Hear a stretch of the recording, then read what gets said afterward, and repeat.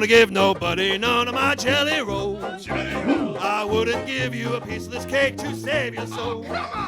My mom told me today, before she went away, to be a good boy, she'd bring me a toy. I'm my mama's pride and joy. Now there ain't no use for you to keep on hanging round. Olá pessoal e sejam bem-vindos a mais um episódio do Castalho Podcast. Eu sou Eliezer Rezende falando de Apex na Carolina do Norte. Hoje a gente traz aqui uma convidada que trabalha com infraestrutura desde 2009. Ela trabalha atualmente na Red Hat como Quality Engineer. Tem vasta experiência atuando como sysadmin. É ex-estudante de física e hoje se aprofunda em estudar engenharia e arquitetura de software. Tenta ser o mais ativa possível nas comunidades de desenvolvimento, sempre ajudando projetos open source, principalmente quando necessitam de tradução. Também presta mentoria para outras mulheres negras na área de desenvolvimento de carreira e mantém um evento maravilhoso chamado Tech and Beer. Ela é apaixonada por gatos, pizza, cerveja e pelo maridinho, como ela mesma diz. Natália Wright, seja bem-vinda ao Castalho Podcast. Obrigado pelas boas-vindas. É um prazer ter você aqui conosco. A gente já vem ensaiando aí, pelo menos ali no Twitter, né? Falando, vamos conversar. Finalmente chegou a hora. Então hoje a gente vai aproveitar bastante. Antes da gente começar o nosso bate-papo aqui, eu gostaria de trazer uma novidade ou um anúncio aqui para todo mundo, né? A gente continua com a nossa parceria com a editora Manning. E no episódio passado a gente veio aqui divulgar o evento de Rust que eles fizeram. Agora eles têm um outro evento que vai acontecer no dia 13 de outubro. E esse evento se chama Women in Tech. Vai ser uma conferência, né, que eles mesmos dizem para celebrar o movimento crescente das mulheres na tecnologia. Diversidade, inclusão, todas essas coisas. Então vai ter gente falando mais a respeito de tudo isso e várias tecnologias também. Então vale a pena conferir. Vai ser um evento bem bacana. A gente vai deixar um link aqui para vocês no nosso show notes, né? Para quem está ouvindo o áudio e quem está nos acompanhando ao vivo aqui, já a gente coloca aqui no chat. E aí vocês podem conferir lá. O evento é totalmente gratuito. Vai ser transmitido pelo canal deles na Twitch. Então se inscreva lá, usa o link nosso que não vai ter desconto porque já é de graça. Então 100% de desconto. Bom, vamos aqui para o nosso bate-papo, né? Vamos aproveitar aqui cada segundo com a Natália. Ela falou que mexe desde 2009 com infraestrutura, né? Trabalha com infraestrutura desde 2009. Então conta pra gente, Natália, como é que você se interessou por essa área? Como que você começou, assim, a trabalhar nessa área de infraestrutura? Eu não gosto de falar minha idade, né? Então vocês aí chutem. Naquela época foi um estágio, só, tipo, sem experiência mesmo, tipo, primeiro emprego. E eu trabalhava no Banco Federal, né? O Banco do Brasil. E eu era, tipo, pessoa sysadmin, assim, que frequentava computador. Era bem suporte também. Eu frequentava computador. Entregava material, tipo, restante de material periférico para as pessoas. E eu já fazia aquelas coisinhas do tipo... cadastrar o usuário. Tipo, o nome da pessoa, fazer os e-mails ali, cadastrar nos bancos, assim. E eu lembro que era eles não tinham muita interface gráfica na época, mas eu achava muito legal, assim, mexer naquelas coisas. Era um sistema específico do banco também. Eu achava bem legal. E foi aí que eu comecei. Aí depois, eu fiquei 2 anos nesse estágio, né, que é o prazo do contrato, quando eu morava no Brasil. Porque agora eu moro na Irlanda. Aí depois eu fui trabalhar na indústria. Eu fiquei depois uns 5 anos, fiz estágio de novo. E depois eu fiquei com o estágio mais CLT, somando, eu fiquei quase 5 anos na Volkswagen. E aí eu atuava numa revenda em Porto Alegre, né, que eu sou de Porto Alegre. E lá eu também fazia de tudo. Eu limpava cabo, desde limpar cabo até mexer com coisas elétricas. Eu achava super divertido na época. Aí dentro da Volkswagen mesmo, eu comecei a aprender outras coisas que... Aí eu fui pro setor de TI, né? Antes eu era do setor de suprimentos. Aí, quando eu fui pro setor de TI, eu aprendi algumas coisas de automação, né? Quando tinha muitas coisas internas ainda, depois eles terceirizaram boa parte da TI. Mas aí eu comecei a aprender algumas coisas de automação de ambiente, por causa dos computadores dos vendedores, né? Que tinha que ser padronizado. E aí que eu comecei mais, assim, a fundo na área, assim. Mas sempre foi uma área que eu gostei, que me chamou a atenção. Eu já tentei aprender outras coisas, tipo front-end. Back-end ainda me arrisco um pouco, mas outras coisas, tipo front-end. Qualquer coisa que envolvesse JavaScript, eu já tinha dor de cabeça só de ler JavaScript ali. E estou nessa área e até mais ou menos, não posso dizer hoje, mas mais ou menos hoje. Bacana. Eu já tentei brincar um pouquinho com JavaScript. O que eu mais mexi com JavaScript foi na época de jQuery, então já dá pra ver que faz um tempinho bom. Eu tentei dar uma olhada o que que tá atualizado, digamos assim, né? Já desisti no momento que eu tive que configurar o ambiente local. Tá bem mais complexo, né? Talvez mais completo a questão. Isso mostra também que a gente tá tendo uma evolução, né? Na parte de back-end. Mas realmente, pra mim, por exemplo, Sim. não funciona. Eu acho que eu mexi mais, assim, de parar e estudar um pouco do JavaScript mesmo. Foi depois que eu entrei na Red Hat, que aí a gente tava usando Cypress, aí o pessoal continua usando Cypress, né? Eu toquei ali algumas coisas, mas de parar assim, entender realmente como funcionam algumas coisas no JavaScript foi usando o Cypress. Bom, mas antes disso, né? Você falou ali que você começou. Vamos pensar assim, quando você era lá criança ainda, até você se interessar pela área de tecnologia. Teve algum momento assim na sua vida que você consegue lembrar que foi ali que talvez você tenha decidido? Ou foi algo assim, talvez conhecendo alguma outra pessoa que te trouxe essa inspiração? Como é que foi? Não sei se você lembra, se poderia compartilhar aí com a gente. Um ponto que eu gosto de ressaltar é que eu sou uma pessoa negra, né? E eu cresci e vivi na periferia de Porto Alegre. Então, a gente tinha algumas opções, né? Tinha outros trabalhos, mas eu via, tipo, muitas pessoas lá, tipo, até da minha família, principalmente, trabalhando muito. E eu praticamente tinha um trabalho ok. Não vou dizer que, principalmente na época da Volkswagen, sabe? Eu trabalhava muito, tipo, quando eu trabalhava na Volkswagen, mas eu via as pessoas da família trabalhando, tipo, 2, 3 vezes mais, sabe? Um outro ponto é que eu comecei a faculdade na área acadêmica, na área de física, e quando eu fui olhar para a questão da área acadêmica, principalmente no Brasil, né? Situação de educação, ciência e pesquisa no Brasil, e eu fui olhar preço de bolsa e outras coisas, e o valor do que as bolsas pagam, né? Ainda pagam esses valores baixos, não compensava, tipo, o que eu ganhava trabalhando na Volkswagen, por exemplo. E depois, um outro ponto que eu sempre ressalto, que, tipo, acho que fora os outros, esse é um ponto bem importante, foi quando eu conheci uma outra mulher, que é a Daiane, acho que ela mora em Gravataí ou Cachoeirinha, no Rio Grande do Sul, é região metropolitana de Porto Alegre, e ela, tipo, foi uma das primeiras mulheres, assim, que eu conheci também, na área de infraestrutura. E eu fiquei tipo, nossa, eu não tô tão sozinha aqui, tipo, eu sempre, tipo, faz poucos anos, na verdade, que eu tive outros colegas, assim, de área mesmo, são outras mulheres, assim. É quando eu conheci a Daiane, foi aquele momento. Essa aí eu acho que até pode ser considerada a pergunta, além do top 5, né? Uma das perguntas clássicas aqui. A gente sempre quer entender um pouquinho mais o que acabou levando você a se interessar pelo que faz hoje. E teve muitas histórias, assim, interessantes. Então, essa é mais uma aqui pro registro do Castalho. Obrigado aí por compartilhar.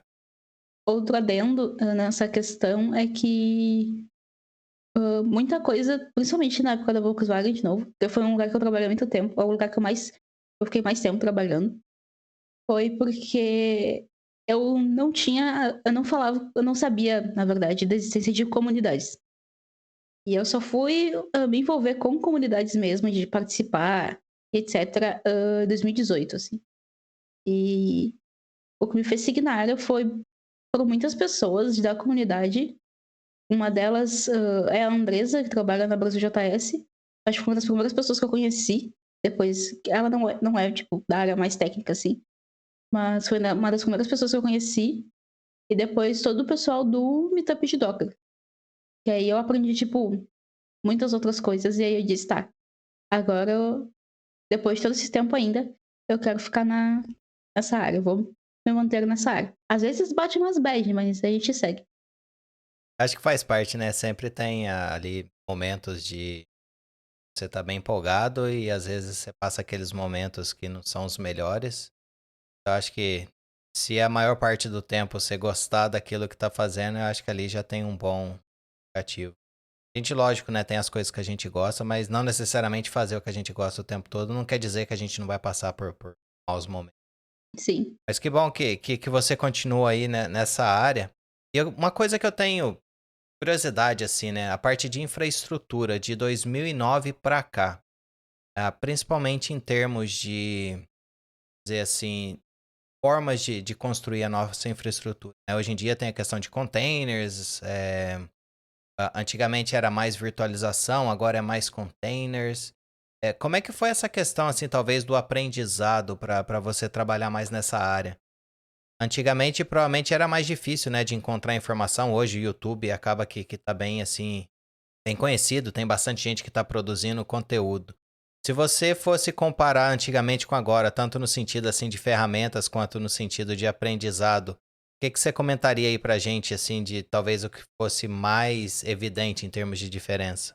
O que eu queria que tivesse muito lá em 2009 era, por exemplo, documentações mais acessíveis.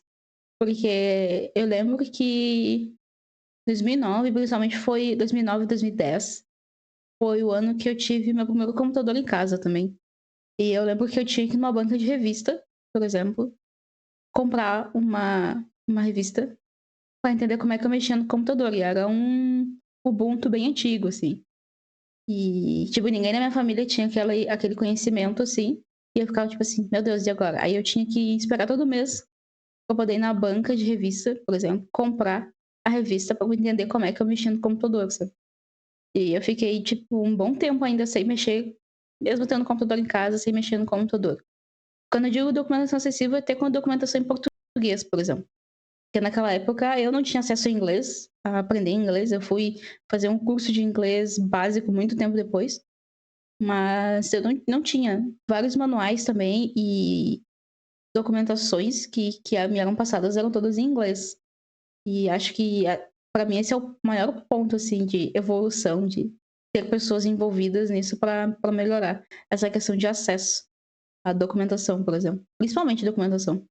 E uma das coisas que você falou a respeito de contribuir com a parte de tradução, e a questão de documentação. Você vê bastante gente assim colaborando com a parte de tradução, e você imaginaria assim, uma pessoa que não tem acesso ao inglês hoje em dia, se ela teria assim, a mesma condição de talvez de adquirir conhecimento como uma pessoa que tem acesso ao inglês. Obviamente que no passado era bem grande essa diferença, né? Mas hoje em dia, se seria uma pessoa que só tem acesso ao português, digamos assim, ela conseguiria trabalhar talvez no mesmo nível de uma que tem esse diferencial do inglês, ou o inglês acaba sendo um diferencial de qualquer forma ainda hoje? Bom, provavelmente não. No inglês ainda, e eu não digo em questão de termo, porque a gente aprende um monte de termo em inglês para trabalhar com o desenvolvimento de software em si, indiferente de que parte do software a gente está falando. Mas aí, por exemplo, se a pessoa nunca teve acesso ao inglês, isso é uma verdade ainda, principalmente na questão de Brasil. As pessoas ainda não têm acesso a muitas coisas. Tem gente que não tem ainda. Provavelmente tem pessoas da minha idade que ainda não tem, nunca tiveram computador em casa, sabe? Mal tem o celular, então inglês ainda é um impeditivo. Por mais que a gente tenha muita gente envolvida em fazer conteúdo em português, muita gente aprende com esses conteúdos em português, mas hoje o mercado de trabalho, o mercado de tecnologia em si, ele é totalmente em inglês. Então, obviamente, isso impacta as pessoas. Obviamente, isso dificulta a carreira das pessoas. É uma coisa que, pelo menos pra mim, assim, quando eu comecei, a questão da leitura me ajudou bastante no começo, talvez ali entender um pouco, principalmente essa parte de documentação, porque acaba que o inglês vai ser provavelmente a língua onde vai sair primeiro, né? Essa documentação até ser passado pela questão de tradução e tudo mais. Então isso aí acabou ajudando um pouco. E depois, antigamente, a gente usava muito IRC, né? Principalmente nas comunidades de Linux. Eu não sei quão forte isso tá hoje, porque IRC é uma plataforma que eu não tenho usado muito e até eu não tenho participado tanto quanto eu participava antes dessas comunidades.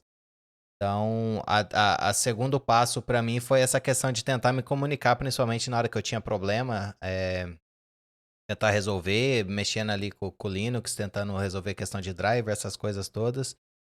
Então, a parte de escrever foi um pouquinho ali mais difícil, usava um pouco de tradutor quando era disponível, mas realmente eu acho que a questão do inglês, igual você falou, acaba que é uma diferença, nem todo mundo tem acesso, mas você tem alguma, assim, dica para quem talvez não tenha acesso ao inglês e pudesse, sei lá, aprender de alguma forma? Você teria alguma recomendação, alguma dica assim para passar pro pessoal?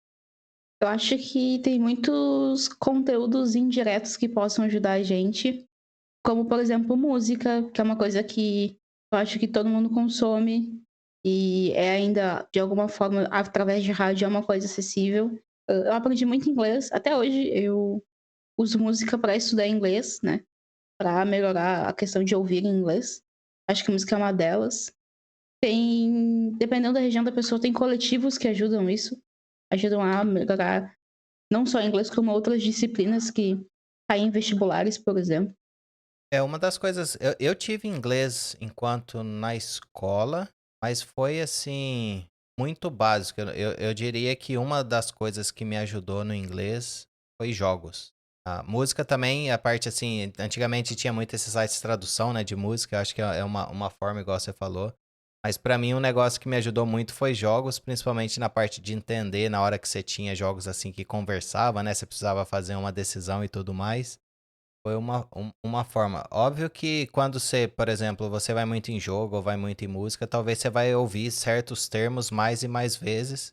Na hora que você tenta ir para uma outra área, seja ali a parte de tecnologia ou talvez alguma outra, sei lá, de culinária, assim, vai ter termos diferentes. Então, um negócio que eu vi que funciona bem hoje em dia, principalmente no YouTube, você consegue fazer legenda. Tipo assim, ao vivo, mesmo que o conteúdo em inglês, aí você ativa as legendas lá, ele meio que faz um processamento, né, legenda automática. Outra coisa também que me ajudou bastante foi a parte de legenda, assim, em filme. Já teve uma vez que, acho que no Netflix permite isso, você põe em português o filme, põe a legenda em inglês. Então isso aí, sei lá, tem alguns lugares que você consegue fazer essa manha de talvez, assim, ouvir na língua que você tá mais acostumado. E uma vez que você tá mais confortável com o inglês, você talvez põe o áudio em inglês, aí põe a legenda ali pra você tentar entender, ou põe a legenda em português também, né, pra você tentar fazer a referência ali com as palavras. Eu acho que essas dicas, assim, de tentar de forma indireta, né, ter o aprendizado, eu acho que isso que é bem bacana. Sim. O Ricardo tá comentando aqui também. Acho que fez uma pergunta, na verdade. Vocês veem que hoje aprender inglês está mais fácil com acesso a aplicativos como o Duolingo, o Zu, acho que assim se pronuncia, e afins. Eu acho que sim. Toda forma de transmitir conhecimento é bem-vinda, digamos assim. Só que tem pessoas que podem ter um celular e elas às vezes nem têm acesso a outras coisas ainda, sabe? A barreira que eu tô falando se chama acesso. Não é tipo como as pessoas acessam um aplicativo ou como as pessoas vão lá no diretório no negócio de baixar aplicativos e baixam um aplicativo e usam o aplicativo. Acontece que as pessoas não têm acesso, as pessoas às vezes não têm internet, as pessoas não têm luz em casa. Isso é uma questão pública, não é nenhuma questão de tipo, tenho dinheiro para ter um celular melhor, entendeu? Não é essa questão, é uma questão pública.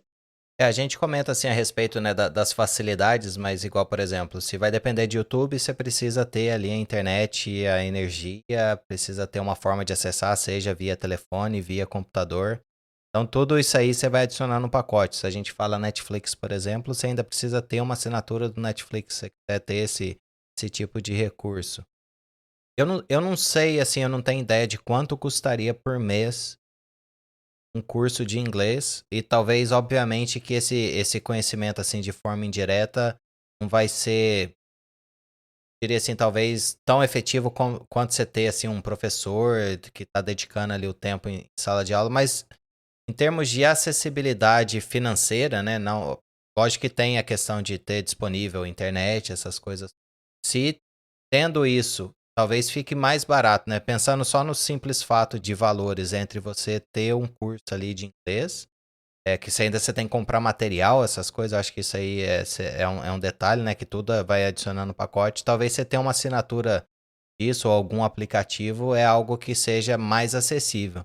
Então, tentando generalizar, né? Em termos de acessibilidade, tá mais acessível, mas em termos de talvez recursos, né, para o pessoal no Brasil ainda falta, tem bastante lugar que ainda carece, né, dessas coisas, questão de acesso à internet. Sim. É bem complicado, assim, sei lá, falar um pouco da questão de acessibilidade, eu diria. É delicado, mas são questões que eu sempre acho interessante. São questões necessárias de a gente falar. Ainda mais a gente que trabalha com tecnologia. Com certeza. Vamos mudar um pouquinho de assunto aqui. Um negócio que me chamou a atenção, né, na hora que a gente estava falando aí a respeito da sua apresentação foi a questão de mentoria. Sim.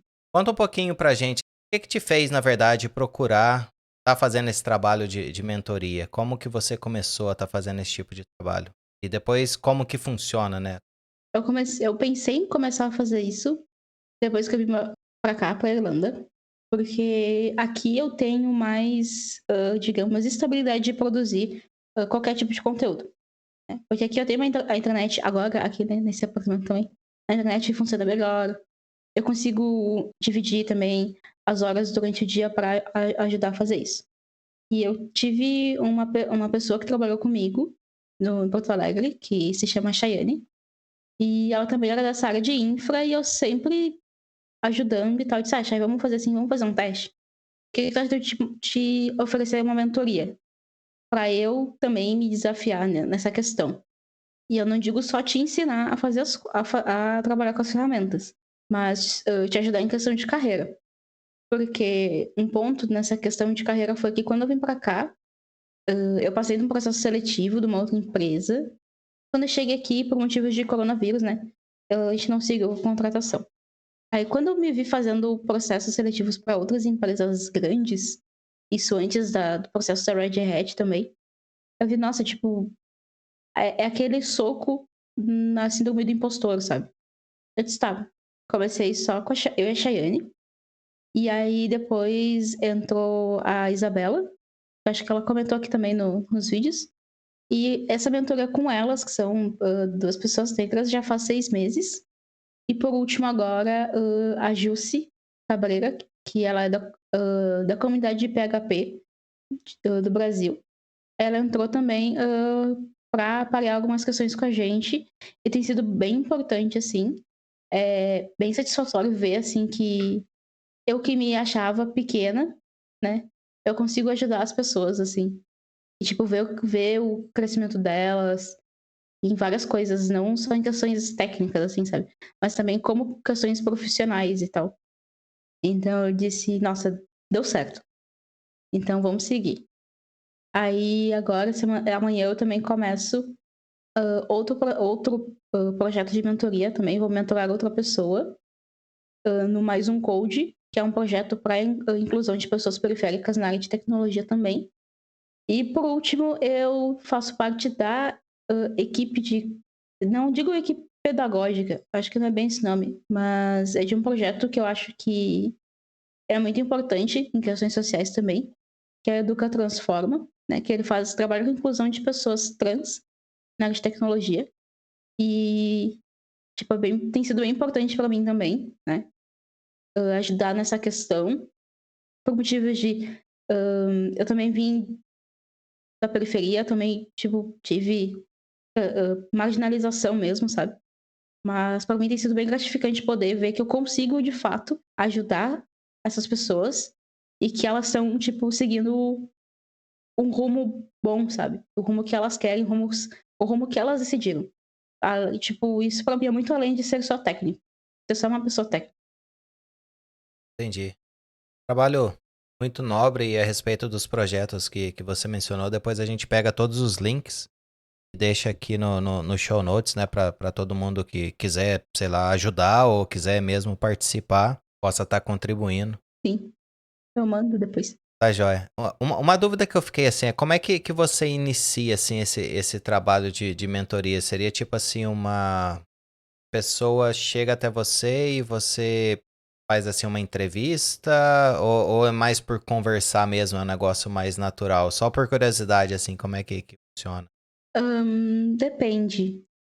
A mentoria com a Chayane, com a Isabela e a Gilce ajuda, dá esse auxílio para nós, participa, na verdade, também. Começou com uma conversa e eu sou uma pessoa de rotina, né? Eu tenho toda uma metodologia para estudar uma coisa nova, para fazer as coisas do dia. Eu coloco o estudo numa agenda, assim, por exemplo. Quem tiver interesse, até eu escrevi no meu site sobre como eu organizo o meu dia. Mas enfim. E eu cheguei com a proposta assim, ó, como vocês. Onde, onde a gente tá agora e onde a gente quer chegar daqui a 6 meses? Aí foi aquela questão, eu quero ter terminado o curso tal, eu tô fazendo o outro curso X, Y, eu quero ter feito pelo menos mais da metade. Tá, então vamos organizar isso aqui por horas, de como a gente vai fazer e tal. E foi assim, a gente foi se organizando. Nesse caso das gurias foi mais na conversa.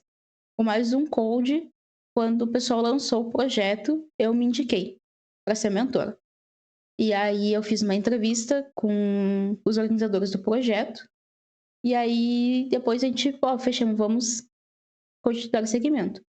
Aí amanhã eu vou conversar com uma pessoa que eu vou mentorar de como a gente vai se organizar os encontros e os estudos. As tarefas, assim, o cronograma de estudos, mais ou menos. E digamos que eu tenha uma pequena experiência com isso, porque eu já fui professora quando eu fazia faculdade de física. Eu precisei dar aula e foi uma experiência, tipo, muito gratificante, assim. Bom, seguindo aqui um pouco na sua biografia, digamos assim, né? Outra coisa que menciona lá é a respeito do Tech and Beer. Quem tá nos acompanhando ao vivo tá vendo que tanto eu quanto você tá tomando uma cervejinha enquanto bate esse papo bom aqui. Conta um pouquinho pra gente a respeito desse evento, né? Que você ajuda a manter. Tech Beer teve a Hacktoberfest em Porto Alegre, em 2018, que o Lucas Inocente, ele organizava. Acho que não sei se ele tá organizando ainda. E aí ele me chamou pra falar no evento e eu, beleza, vamos. Aí eu fiquei olhando, tipo, é uma coisa que eu sempre observo nos eventos, principalmente. O quão tem de diverso no evento e o que chamava a atenção das pessoas naquele evento. Aí eu vi que as pessoas estavam, né, Hacktoberfest, as pessoas estavam fazendo pull requests e bebendo. Aí Lucas, eu tive uma ideia, o que tal a gente fazer um evento com cerveja e palestras, algumas talks técnicas ou não tão técnicas? Beleza, vamos dar. Aí eu lembro que foi tipo, faltava menos de um mês pro evento e a gente conseguiu arrecadar uns 3 mil reais, assim, de patrocínio. Isso deu pra fazer muita coisa, tipo, muita coisa, até. Além de comprar só as cervejas. E esse primeiro evento foi, tipo, todo mundo das comunidades específicas, assim, digamos, a Docker, Ruby, Python, etc., se juntaram também para ajudar o evento. Aí eu lembro que um tempo antes da data do evento, tava rolando o Twitter e alguém me chamou para ajudar a compartilhar a questão de um quilombo em Porto Alegre.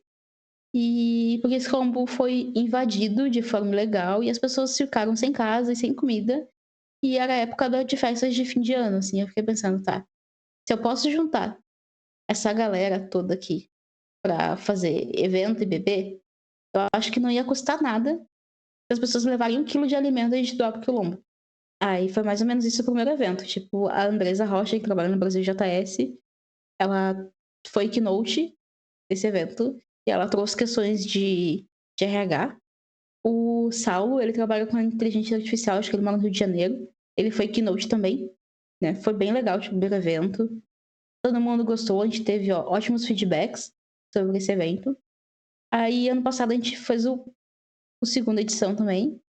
E a segunda edição a gente arrecadou insumos em geral para a Associação Casa do Pão de Gravataí.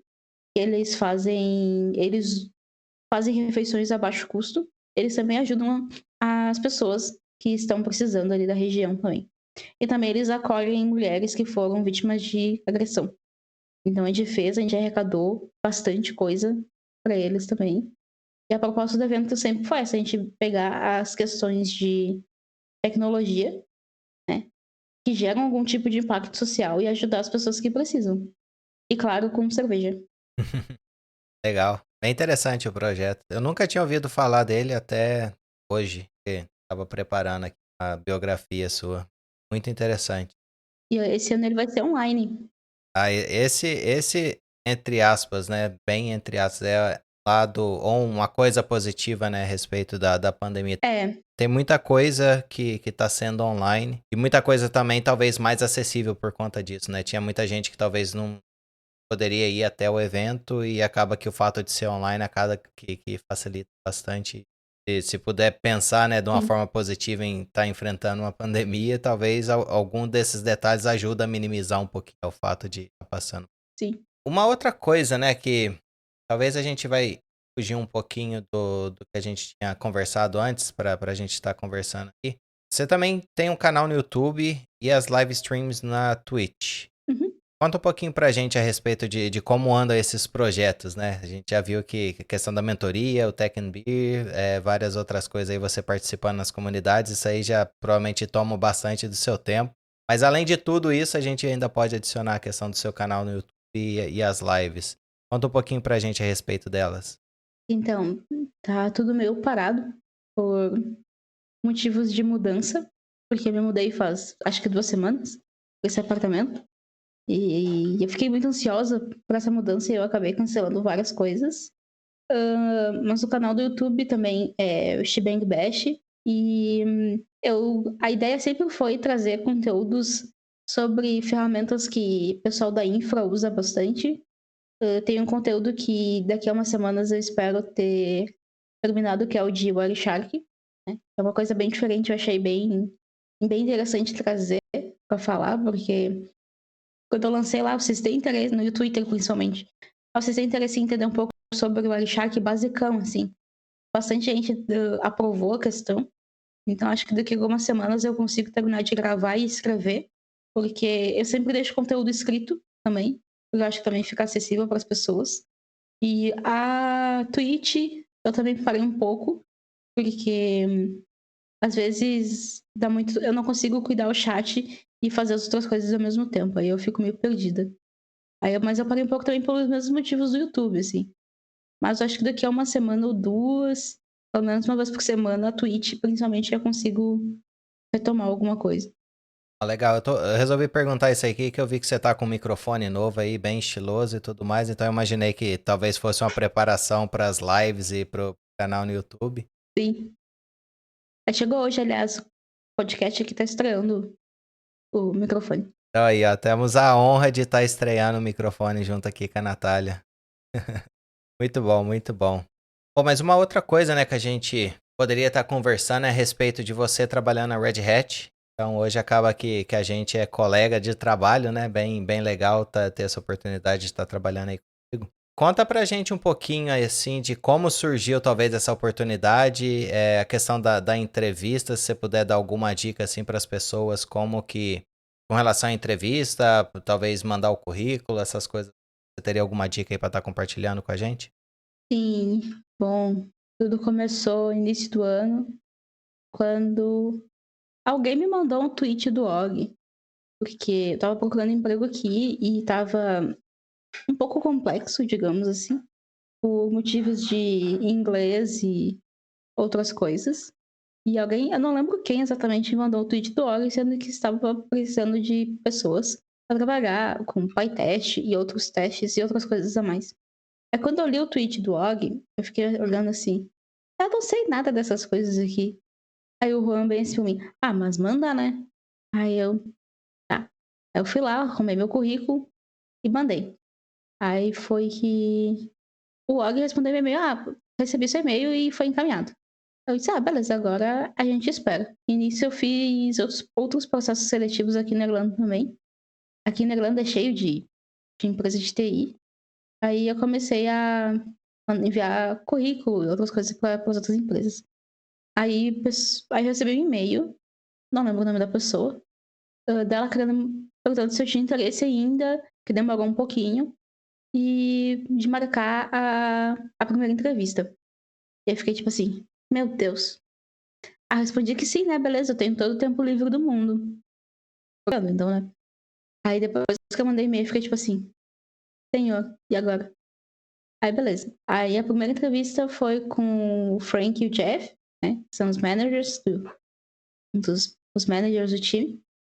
E aí eu desandei a falar besteira, assim, sabe? Tipo, não digo besteira, não foi besteira, não é essa a palavra.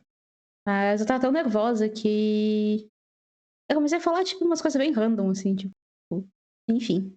Aí, como as pessoas estavam rindo, eu disse assim, ó, pelo menos se deu tudo errado, as pessoas ouviram uma piada hoje, sabe?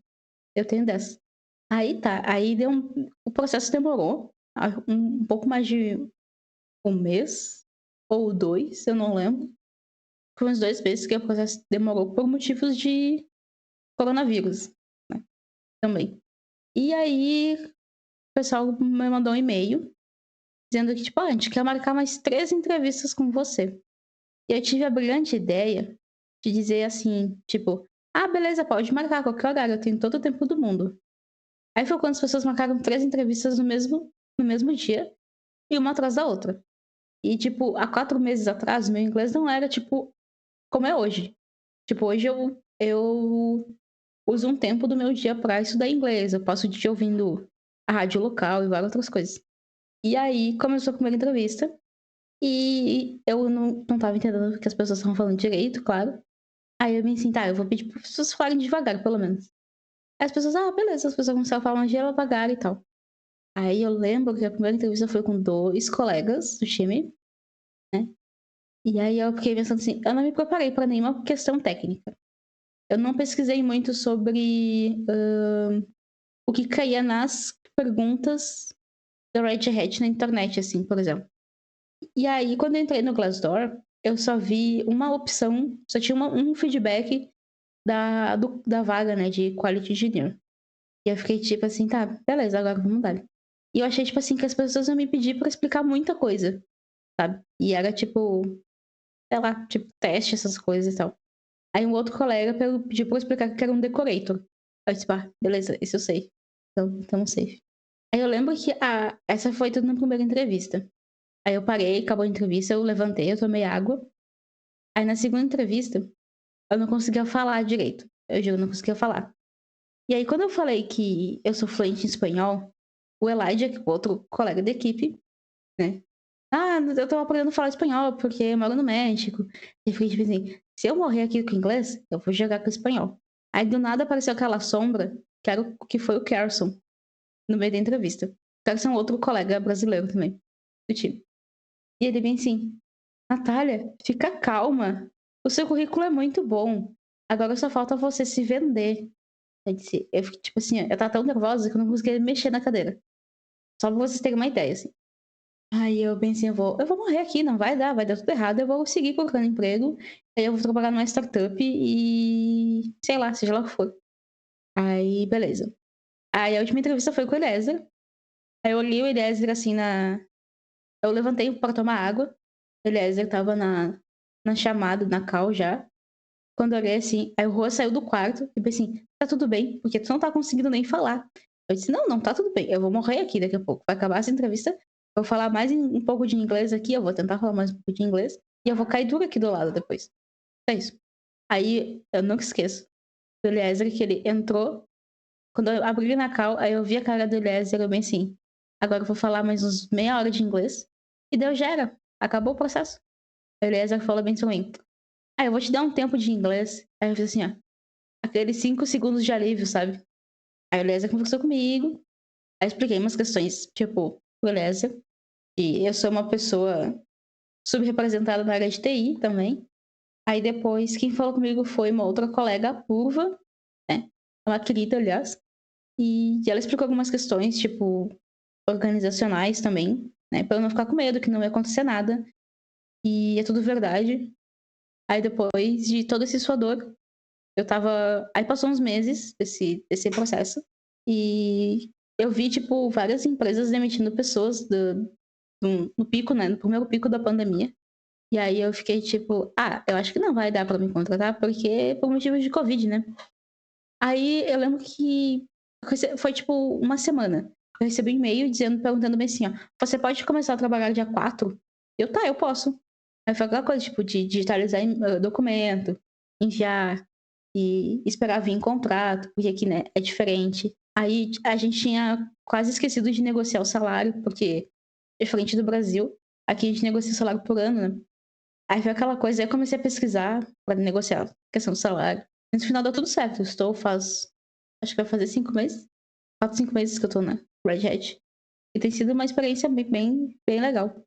Bom, que bom que Eu depois. brigo com o Jenkins todo dia. Mas tá sendo uma experiência ótima. Eu ia falar que bom que depois desse suador todo que você falou aí, que valeu a pena. Acaba que acho assim, acho que todo mundo fica nervoso, né, na questão seletiva. Tá ali, você tá tentando talvez se vender, falar um pouquinho mais das coisas. Você não sabe exatamente, não existe, né, uma receita, então tudo pode acontecer. Mas que bom, assim, que foi uma experiência que valeu a pena. A vantagem, né, no caso desse processo, já pode falar um pouquinho mais, é essa questão, assim, digamos assim, da diversidade, né? Tinha o Elijah que poderia falar o espanhol, acabou que tinha gente brasileiro na equipe, então acaba que isso talvez contribuiu um pouco a diminuir o seu nervosismo, né? Mas obviamente que o Sim. processo seletivo, como todo processo seletivo, envolve a questão da análise do currículo, a questão também de ver a forma como a pessoa vai estar integrando a equipe. Mas é que negócio, eu acho que vale, assim, talvez como dica pro pessoal, é tentar arriscar, que foi mais ou menos o que você fez. Talvez ali tá uma oportunidade que eles possam, primeiro, não imaginar que pudesse ser algo que aconteceria, e segundo, que talvez acontece e se não tentar, você já tem um não, né? 100% de não. Se você tenta, você tem 50% de sim, que eu acho que é muito melhor do que 0% de sim. Sim. E eu tive agora feliz que uma amiga minha vai. Amanhã, ela começa amanhã até. Na Red Hat. Eu não lembro qual equipe, qual time ela vai entrar. E uma outra amiga minha também fez entrevista esses dias, então eu não sei explicar, mas eu acho que é bem gratificante, assim. Eu sempre falava pra todo mundo que meu sonho de princesa era trabalhar numa empresa open source. Você tá vivendo seu sonho de princesa hoje em dia. Tô vivendo meu sonho de princesa. Eu tô brigando com o Jenkins, mas eu tô vivendo meu sonho de princesa. É o Jenkins, ele normalmente tem os detalhes dele ali, ele é meio sentimental, mas logo logo você vai dar jeito. Sim, sim. Bom, eu acho que uma outra dica, assim, também é talvez seguir o Og lá no Twitter, né? Porque vira e mexe o Og posta a questão das Sim. oportunidades. Então, se você está interessado, o Og, no departamento de engenharia de qualidade, né? O Og sempre posta vagas. E já que a gente está falando da Red Hat e tem a questão, se não me engano, é jobs.redhat.com. São Uhum. oportunidades que você pode estar olhando também. Tem algumas vagas que estão abertas. A Natália falou, devido ao Covid, tem a questão da demora, talvez assim, do processo e tudo mais. Mas tem vagas. Esse que eu acho que é bacana mencionar lá. Sim, eu passei esses dias por algumas pessoas também, tipo, site, é, para as pessoas olharem, porque tem várias outras questões ali, que nem o Ricardo tá comentando no vídeo ali, que é quase sentimental, e é verdade, porque eu já tinha comentado até com as pessoas, com as gurias que eu mentoro sobre isso, que é diferente, né? Quem vem de algumas questões, tipo Brasil, assim, algumas empresas do Brasil, é diferente do a pessoa trabalhar numa empresa que tem, digamos assim, um balanço, sabe? Eu não, tipo, é difícil explicar, mas eu tenho uma liberdade para fazer coisas dentro da empresa, dentro do projeto, né? E tem várias coisas, eu não sei se eu consigo explicar tudo, mas é uma questão bem sentimental, quase. Nem o Ricardo está comentando aqui no vídeo, Eu nos comentários. assino embaixo aí do que tá falando. Realmente é uma experiência completamente diferente. E vale a pena. Se você tiver oportunidade, eu acho que vale a pena. Tem a questão também, o Ricardo tá falando, a questão de fazer jabá e tal, mas é aquela questão. A gente tá sendo sincero aqui, não tá querendo vender algo que não é verdade. O Alexandre tá comentando aqui que é Life-Work Balance. Tem isso também, tem. Mas é que eu acho que a questão da cultura da Red, pessoas que estão envolvidas em tudo é muito diferente do que qualquer outra coisa que eu trabalhei no Brasil. Então, o meu jabá é forte. Então, tomem cuidado. Vocês vão achar que eu tô fantasiando, mas não. Eu acho que vai um pouco também da questão do open source, assim. Acaba que a questão da comunidade participar, então isso aí acaba que reflete que a empresa, né? Então isso aí, consequentemente, trazem, né, coisas diferentes do que talvez fosse outro tipo de modelo. Bom, mas vamos seguir aqui, né? A gente, acho que já falamos diversas coisas, falamos dos seus projetos, canal no YouTube que, pelo que você falou, parece que volta logo logo para estrear ainda mais esse microfone seu. As lives no Twitch. Vamos aqui pro nosso tão esperado Top 5. Já faz um tempo bom que a gente tá batendo esse papo aqui, então vamos chegar aqui e conversar um pouquinho, talvez mudar um pouco da área técnica, vamos ver quais vão ser as suas recomendações. Bom, vamos começar, não sei se o Og tá por aí ainda, essa aqui vai para ele, vamos começar com um livro, o Og gosta muito de ler, então vamos começar. Qual seria aí o seu Top 5 de livro? Vamos ver. Vamos separar aqui algumas coisas. Meu livro favorito se chama O Andar do Bêbado, que ele foi escrito por um físico. Acho que ele tenta, eu não sei se ele consegue, acho que ele consegue explicar da visão dele, mas ele tenta explicar o acaso com questões físicas, com questões científicas. Ele tem vários outros livros também da mesma linha de raciocínio, mas O Andar do Bêbado pra mim é excelente. Vamos ver aqui. Senhor dos Anéis, em geral, porque eu amo o jeito que o Tolkien descrevia os personagens. Eu tenho esse cuidado com livros. Eu gosto muito de entender como os personagens foram, né, descritos. Porque, por motivos de imaginação mesmo, eu gosto de imaginar o personagem. Então, eu gosto de entender realmente como o personagem foi descrito. Qualquer livro também conteúdo da Angela Davis, eu acho ele importante de modo geral, assim, para a sociedade. Principalmente o que ela fala sobre gênero, luta e raça. É um livro bem importante. Agora eu vou pegar dois livros técnicos que eu gosto muito. O Phoenix Project é um livro que eu gosto mesmo. E eu acho que o último livro técnico que eu li, que me chamou muita atenção, algumas coisas que eu nunca tinha visto, né? É o livro Dog, né? Que ele fala sobre quality engineer. Eu não tô fazendo jabá, tá? Não é puxação de saco. Mas ultimamente eu tenho recomendado muito esse livro também para as pessoas. E ele tem, tipo, a visão do que é a questão de quality engineering é bem importante o que ele traz ali no livro. Acho que foi 5. Tá valendo. O livro do Og a gente já mencionou aqui algumas vezes, é bem bacana, ele conta um pouquinho da história, né, até como ele chegou a estar trabalhando com qualidade.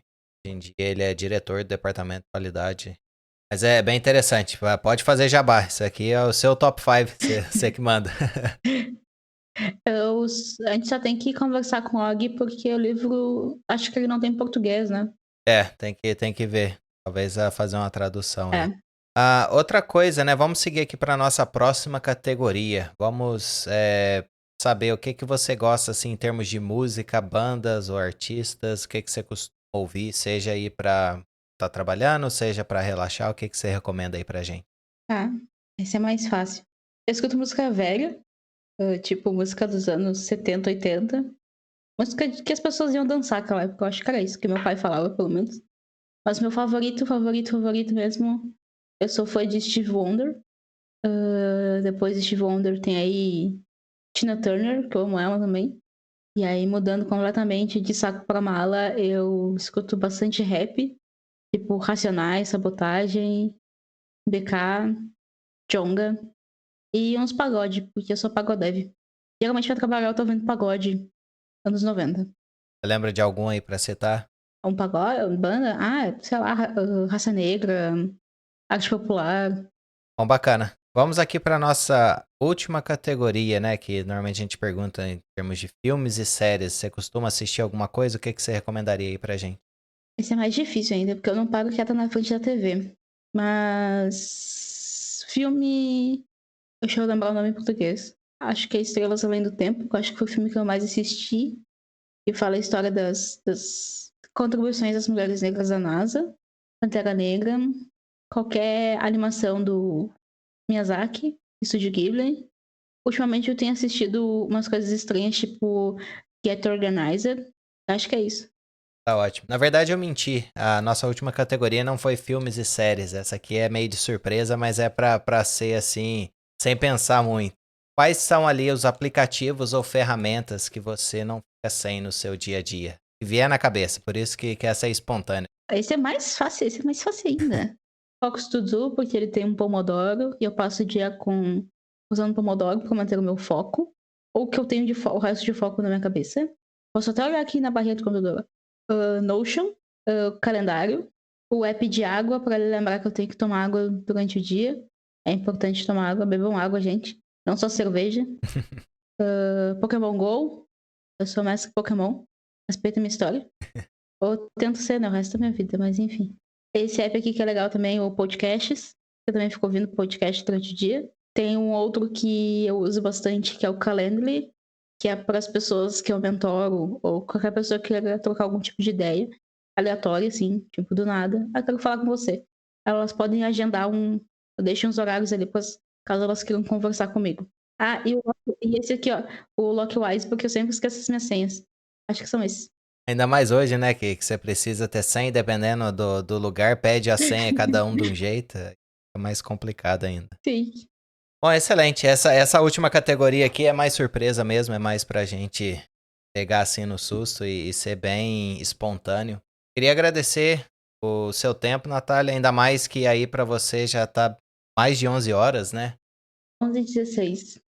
Obrigado aí por ter ficado mais tarde, ter participado aqui conosco. É uma honra ter você aqui no Castalho. Queria deixar esse momento para você, sei lá, falar o que quiser, fazer sua propaganda, suas, digamos assim, palavras finais para esse episódio. Me sigam aí nas redes sociais, principalmente no Twitter, porque eu uso mais Twitter do que outra coisa. Qualquer rede social minha é Shebang Bash, qualquer uma mesmo. Exceto o LinkedIn, né? Porque eu acho que não ia ficar meio estranho. Fiquem de olho aí, porque eu acho que nas próximas semanas eu consigo voltar a publicar conteúdos tanto no meu site quanto no YouTube. E talvez eu volte eu tô pensando ainda na questão de fazer live. Mas talvez eu abra live só pra bater papo, porque eu brinco com as pessoas que eu sou carente, eu gosto de conversar. E muito obrigado pela oportunidade. Quando precisar, me chama de novo, qualquer coisa. E estamos aí. Muito obrigado. A gente que agradece. O pessoal no chat aqui estava bem movimentado. O pessoal gostou aí das recomendações do Top 5 e também os que a gente comentou. Então, acho que valeu a pena. O pessoal que está nos ouvindo aí pelo áudio depois, se quiser, deixa um comentário. Seja lá no Twitter ou seja lá no nosso canal do YouTube, qualquer uma das redes sociais do Castalho. A gente vai deixar todos os links, todas as coisas no notes, como sempre. Queria agradecer, aproveitando a gente tá falando do pessoal que acompanhou aqui a gravação ao vivo, né, que participou aqui no chat. Obrigado aí pela participação, foi muito bacana, hoje o chat esteve bem movimentado. Bom, é isso. Lembrando que a gente tá em parceria, né, com a editora Manning. No dia 13 de outubro vai ter um evento totalmente gratuito, transmitido pelo Twitch. É uma conferência que se chama Women in Tech, e lá várias mulheres falando a respeito de vários assuntos, então vai ser um dia inteiro de conferência totalmente gratuito. A gente vai deixar o link para vocês no show notes e quem está nos acompanhando aqui ao vivo, estou colocando o link aí para vocês que quiserem agendar, participar, se inscrever, à vontade. Bom, é isso, agradeço mais uma vez, Natália, a participação sua, foi uma honra ter você aqui conosco, foi bem bacana o bate-papo, depois a gente pode marcar alguma outro episódio aí para falar um pouco mais da parte técnica e não mais assim quem é a Natália, mas foi bom poder conhecer um pouquinho mais aí da sua história, um pouco dos projetos que você ajuda mais. Bom, obrigado pessoal e até o próximo episódio. Obrigado.